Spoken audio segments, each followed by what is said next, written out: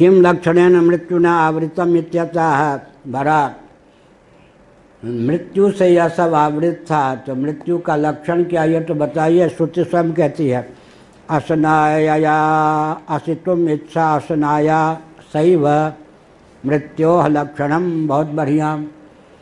भोजन कहते असन माने भोजन, असनाया माने भोजन की इच्छा, इसी का नाम है मृत्यु। मृत्यु का लक्षण है भोजन की इच्छा। एक नावी, युवक नावी ने वृंदावन में बाल बनाया पूर्णिमा के दिन। उसके बाद वो कला दिखाई, ऐसे ऐसे जो करते हैं। तो हमने पूछ दिया बहुत बढ़िया तुमने कला का प्रयोग किया, कहाँ से सीखे? हमने सोचा कि कहेगा पिताजी से सीखा, गुरुजी से। महाराज जी, स्वामी जी, पेट सब कला सिखा देता है। हमने कहा बहुत बढ़िया उत्तर दिया। ये नहीं कहा पिता से सीखा या गुरुजी से सीखा, बहुत बढ़िया उत्तर दिया। हमने कहा तो दार्शनिक है। हाँ, क्या कहा?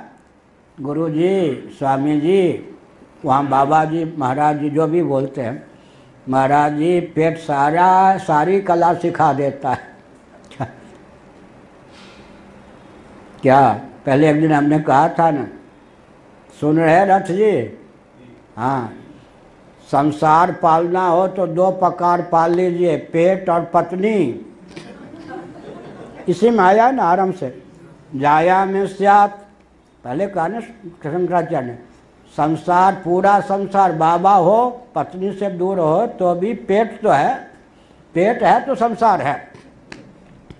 सारे संसार को अगर दो शब्दों में इकट्ठा करके रखना हो, अब तक के भाष्य का व्यावहारिक धरातल पर क्या सार निकला? पत्नी और पेट। एक आया यहाँ पर अभी लगभग 1 महीना पहले, 35-40 साल का व्यक्ति होगा, बिल्कुल कुछ मैला कुचैला कपड़ा पहने ऐसा।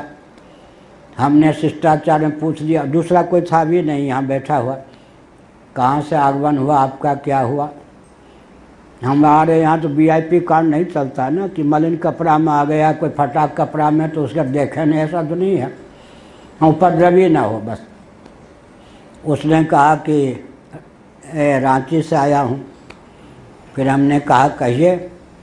कुछ भी इच्छा नहीं है, ध्यान का। हमने कहा क्या करते? नौकरी वोकरी कुछ नहीं करता, ध्यान करता हूँ।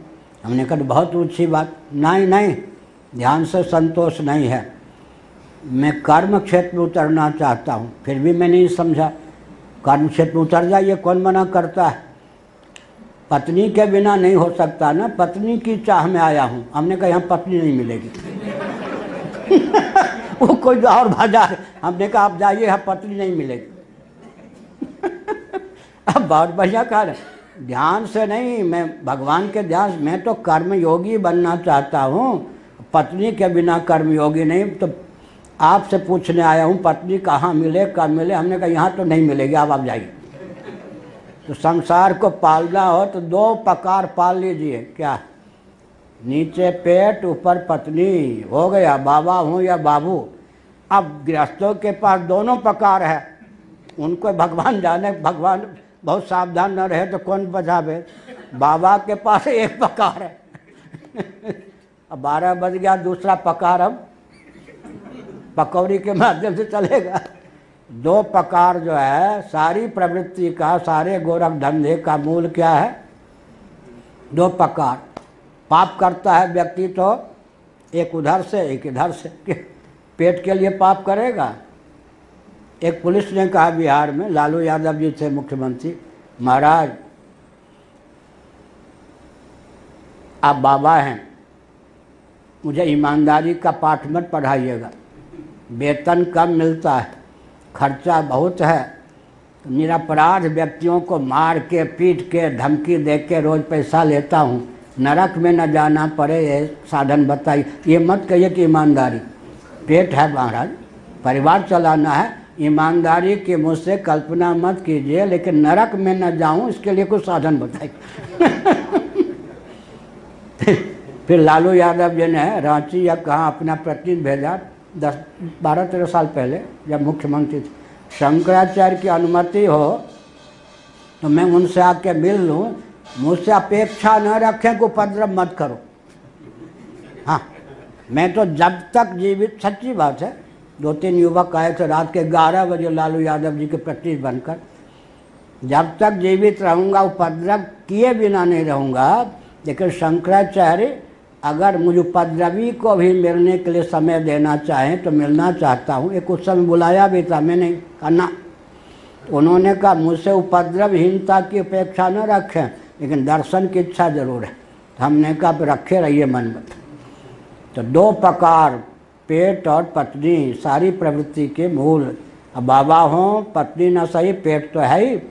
पेट है तो पेट की लक्षणा होते होते भूख की इच्छा कहाँ चली गई, परमात्मा तक, ये अर्थ करने की विधा।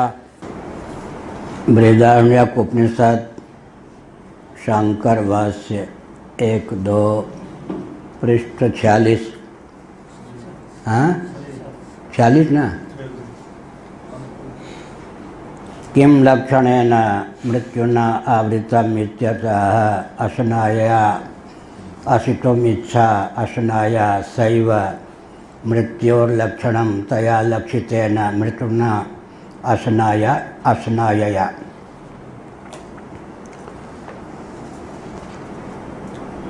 एक मर्यादा है, आज हमने विचार किया कि प्रकरण के अनुसार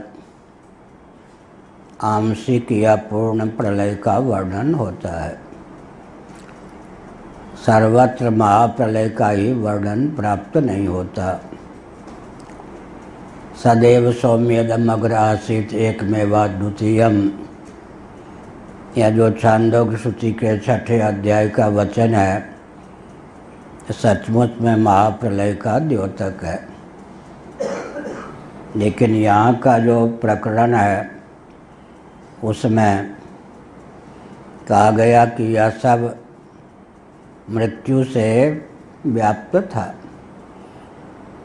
तब यह सब जब कहते हैं तब प्रकरण के बल पर उसमें कुछ संकोच करने की आवश्यकता है अथवा नहीं, इस पर हमने आज विचार किया भाष्य को देखते हुए। यहाँ प्रकरण क्या है? अश्वमेध में जो अश्व मुख्य घटक है, तो पूरे अश्वमेध के सहित उस अश्व का देवता प्रजापति को माना गया है। कस्मै देवाय हविषा विधेम, यह जो श्रुति है इसके अनुसार यज्ञ को संक्षेप में ख्यापित किया गया है कि द्रव्य और देवता दोनों का समवेत स्वरूप यज्ञ है। कस्मै देवाय, किस देवता के लिए यहाँ देवता शब्द का प्रयोग किया गया। हविषा, इसके द्वारा हवनीय द्रव्य का उल्लेख किया गया है। इस श्रुति के बल पर यज्ञ की परिभाषा चरितार्थ होती है कि द्रव्य और देवता का संवेद स्वरूप यज्ञ है। वैसे यज्ञ का पूरा स्वरूप मत्स्य पुराण में अंकित है। उसमें श्रौत याग जो होता है, 16 ऋत्विक, एक यजमान की पत्नी, 18 तो यही चाहिए। बाकी मंत्र का प्रयोग हुए बिना तो यज्ञ क्या होगा।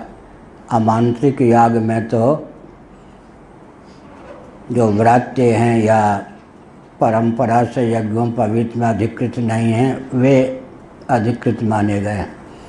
मांत्रिक जो याग होता है उसमें मंत्र का उपयोग होता ही है। तो बहुत कुछ सामग्री से संपन्न होता है यज्ञ, लेकिन उसमें मुख्य 2 घटक देवता और द्रव्य हैं। अश्वमेध का महत्व इसलिए कहा गया क्योंकि इसके देवता उत्कृष्ट हैं। देवता के उत्कर्ष से कर्म का उत्कर्ष माना जाता है। कहीं कहीं मंत्र का उत्कर्ष भी देवता या ऋषि के उत्कर्ष से माना जाता है। जैसे नवार्ण मंत्र है, उसका उत्कर्ष किस अभिप्राय से है? क्योंकि उसके दृष्टा ब्रह्मा विष्णु महेश तीनों हैं। केवल ब्रह्मा जी भी किसी मंत्र के दृष्टा हों तो मंत्र का महत्व बढ़ जाता है, केवल विष्णु जी भी किसी मंत्र के दृष्टा हों तो मंत्र का महत्व बढ़ जाता है, केवल शिव जी भी किसी मंत्र के दृष्टा हों तो मंत्र का महत्व बढ़ जाता है।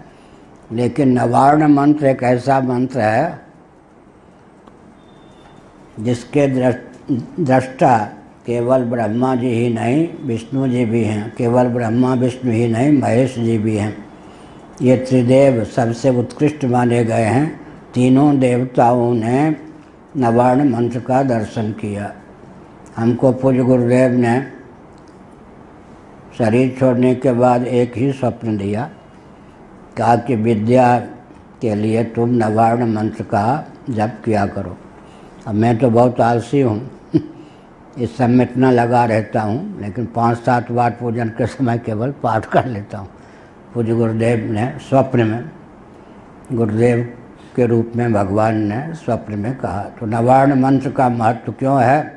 क्योंकि ब्रह्मा विष्णु महेश तीनों ही इसके ऋषि हैं, दृष्टा। इसी प्रकार से अश्वमेध का महत्व क्यों है? क्योंकि प्रजापति इसके देवता। प्रजापति का अर्थ प्रकरण के अनुसार हिरण्यगर्भात्मक ब्रह्मा है। हिरण्यगर्भा समवर्तताग्रे, यह जो श्रुति है इससे हिरण्यगर्भ को प्रजापति कहा गया है और वो प्रजापति ब्रह्मा। प्रजापतियों के बहुत से प्रभेद होते हैं। गोत्र प्रवर्तक ऋषि का नाम भी प्रजापति, वंश प्रवर्तक ऋषि कश्यप मरीचि आदि का नाम भी प्रजापति। लेकिन इन सब प्रजापतियों के भी पति जो हिरण्यगर्भात्मक ब्रह्मा हैं वे मुख्य प्रजापति हैं। मुख्य प्रजापति, प्रथम प्रजापति ऊपर से वही हैं। तो यहाँ जो प्रलय का वर्णन किया गया है वह अश्वमेध के जो मुख्य देवता हैं प्रजापति, वे प्रजापति कैसे हैं उनके महत्व को ख्यापित करने के लिए यहाँ पर उतने अंशों में प्रलय का वर्णन किया गया। दूसरी बात है कि वैराग्य की दृष्टि से भी कि हिरण्यगर्भ को भी भूख लगती है, हिरण्यगर्भ भी भूख के चपेट में पड़ते हैं, अर्थात मृत्यु की, दुख की भूख रूप से पहुँच हिरण्यगर्भ तक भी है। एक दिन मैंने कहा था, 2 दिन यहाँ पाठ में, हिरण्यगर्भ का अर्थ क्या होता है? भगवद गीता के 8वें अध्याय के अनुसार एकया यात्यनाम मृत्युम अन्यया वर्तते पुनः। उत्तरायण मार्ग से जब पुर्यष्टक सहित जीव कला का उत्क्रमण होता है तब ब्रह्मलोक तक जीव की गति होती है, लेकिन आगति नहीं होती, मतलब वहीं ब्रह्मा जी के साथ मुक्त हो जाता है। ब्रह्मा जी का अन्य देवताओं की अपेक्षा अधिक महत्व क्यों है? क्योंकि ब्रह्मा जी बद्ध जीव होकर जन्म लेते हैं, लेकिन बद्ध होकर परमात्मा में विलीन नहीं होते।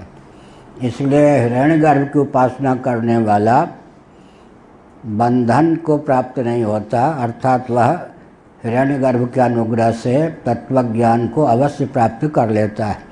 अन्य जो देवता हैं अवर इंद्रादि, इनकी प्राप्ति से पुनर्भव की प्राप्ति हो सकती है, क्योंकि इंद्र का भी पुनर्भव होता है। अगर कोई इंद्र तत्वज्ञ नहीं है तब इंद्र पद समाप्त होने के बाद वह कैवल्य मोक्ष को नहीं प्राप्त होगा। फिर इंद्र पद देने वाले प्रारब्ध का क्षय हो जाने पर दूसरा जो प्रारब्ध फल देने के लिए उन्मुख होगा, दूसरा जो कर्म, उसके फलस्वरूप पशु भी हो सकता है। देवराज इंद्र के पद पर जो आज प्रतिष्ठित है, अगर उस इंद्र को तत्व ज्ञान नहीं हुआ तो इंद्र पद का विलोप हो जाने पर उस जीव विशेष को पशु भी बनना पड़ सकता है। इसीलिए बहुत बढ़िया कहा गया महाभारत आदि में, सुभग दुर्भग हो जाता है, दुर्भग सुभग हो जाता है। आज देवता होकर यूँ साईं बाबा की तरह यूँ, बहुत से चित्र वाले कहते महाराज यूँ कीजिए ना तब चित्र लगे। ये सब मैं जानता नहीं, किसी के सर पे हाथ रखना, हाथ मिलाना, यूँ करना, ये सब मुझे नहीं पसंद।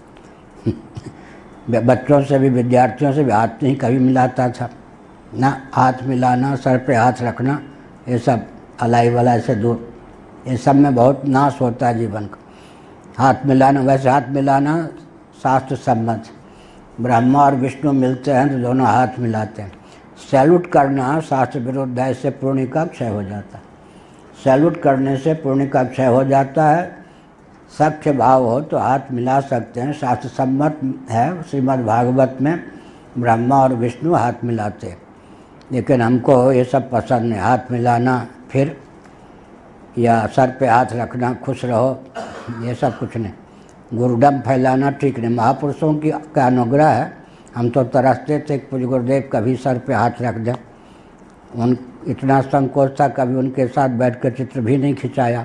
कोई है भी नहीं चित्र, बहुत संकोच पूर्वक विद्या अध्ययन करता था। तो मैंने यह कहा कि ये जो ब्रह्मा जी हैं बद्ध होकर जन्म लेते हैं, लेकिन बद्ध होकर अपनी अवधि पूर्ण नहीं करते, अर्थात परब्रह्म परमात्मा में विलीन हो जाते हैं। इसीलिए पुण्य का उत्पादक भी है कौन?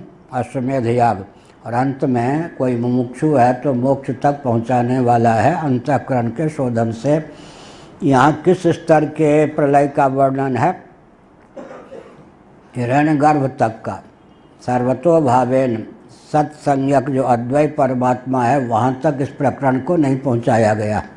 इसलिए लक्षणा करते करते मृत्यु की लक्षणा करेंगे। करण मृत्यु क्या है? भोजन की इच्छा। अशन, असनाया, असन भोजन, उसकी जो इच्छा उसका नाम है असनाया। वो क्या है? भूख, भोजन की इच्छा। भोजन की इच्छा, तो इच्छा कहाँ रहती है? कल बताया गया करण में, करणनिष्ठ। भगवद गीता के दूसरे अध्याय तीसरे अध्याय के अनुसार प्रजहाति यदा कामान सर्वान् पार्थ मनोगतान् इंद्रियाणि मनोबुद्धिरस्याधिष्ठान मुच्यते। इंद्रिय मन बुद्धि में क्या कामना रहती है? इच्छा रहती है। इच्छा हमेशा करणनिष्ठ है। बृहदारण्यक उपनिषद का भी कल प्रमाण दिया था, एतत् सर्वम मन एव। ये सब क्या है? मनोनिष्ठ भाव होने के कारण मन ही है। भूख की इच्छा का नाम मृत्यु है। उसका कारण बताया भाष्यकार भगवान ने। जब व्यक्ति भूखा होता है तो जीवो जीवस्य जीवनम, भागवत के अनुसार अन्न चाहता है। भूख मृत्यु क्यों है?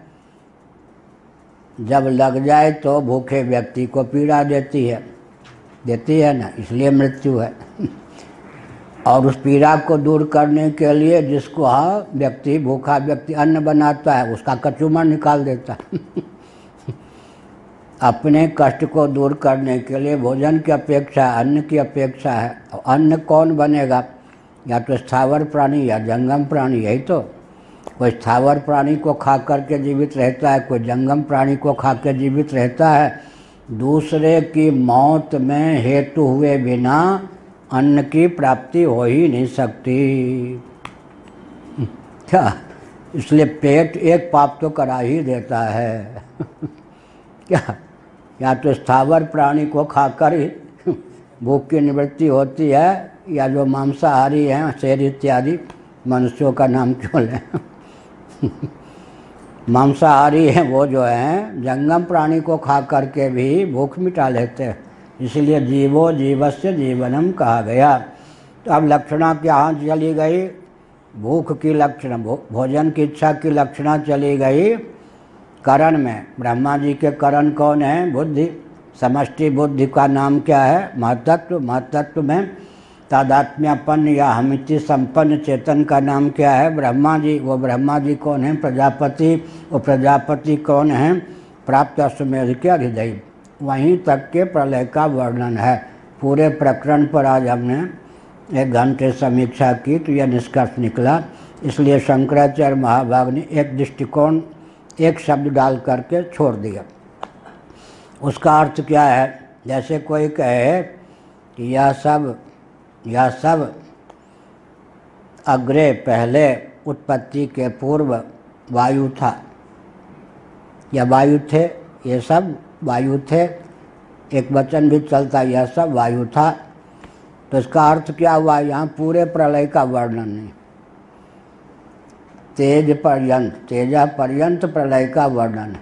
अगर कोई श्रुति कल्पना कीजिए कह दे तो ये सब या प्रकरण के बल पर वायु का अर्थ ब्रह्म कर दें, आकाश का अर्थ ब्रह्म कर दें, वो बात दूसरी है। लेकिन प्रकरण के बलाबल को देखते हुए अगर कोई श्रुति कह दे कि यह सब पहले आकाश था, यह सब पहले आकाश था, या यह नाम रूपात्मक जगत पहले आकाश था, अगर प्रकरण के बल पर आकाश का अर्थ चिदाकाश अभिष्ट नहीं है, श्रुति को उस स्तर का प्रकरण नहीं है, तब मानना पड़ेगा कि कितने अंशों में प्रलय का वर्णन किया गया। वायु पर्यंत, पार्थिव प्रपंच से लेकर वायु पर्यंत प्रलय का वर्णन। यहाँ पर कितने अंशों में प्रलय का वर्णन है? सर्वतोभावेन महाप्रलय का वर्णन नहीं है। महाप्रलय की ओर उन्मुख जो लय की अवस्था है, कहाँ तक? हिरण्यगर्भ तक। हिरण्यगर्भ तक जाके क्यों छोड़ दिया श्रुति ने? इसलिए छोड़ दिया कि यहाँ पर अश्वमेध में जो देवता हैं जिनके निमित्त आहुति दी जाती है वो हैं प्रजापति। तो प्रजापति पर ध्यान केंद्रित करने के लिए, और प्रजापति भी कितना, बहुत प्रकरण गंभीर है, प्रजापति का भी कितना अंश लिया जाए। प्रजापति का माने अर्थ है, प्रजापति का अर्थ है हिरण्यगर्भ ब्रह्मा। हिरण्यगर्भ की परिभाषा क्या होगी? श्रीमद् भागवत के अनुसार तो है ही, मांडूक्य उपनिषद के अनुसार क्या कहेंगे? समष्टि सूक्ष्म प्रपंच में तादात्म्यापन्न या अहमिति संपन्न चिद्धातु का नाम हिरण्यगर्भ है। क्या हिरण्यगर्भ की पूर्ण परिभाषा क्या होगी? समष्टि सूक्ष्म प्रपंच में तादात्म्यापन्न चिदात्मा का या चिद्धातु का नाम हिरण्यगर्भ है। यह हिरण्यगर्भ की परिभाषा।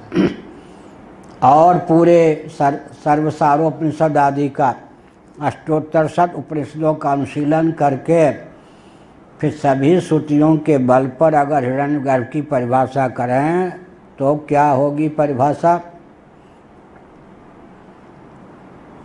अंतर्यामी सर्वेश्वर कारणोपाधिक चिद्धातु से संपन्न और अखिल स्थूल प्रपंच के बीजभूत स्वतः सूक्ष्म प्रपंच में तादात्म्यापन्न चिद्धातु का नाम हिरण्यगर्भ है। अब 108 उपनिषद सधी ना हो तो ये परिभाषा हिरण्यगर्भ की नहीं की जा सकती।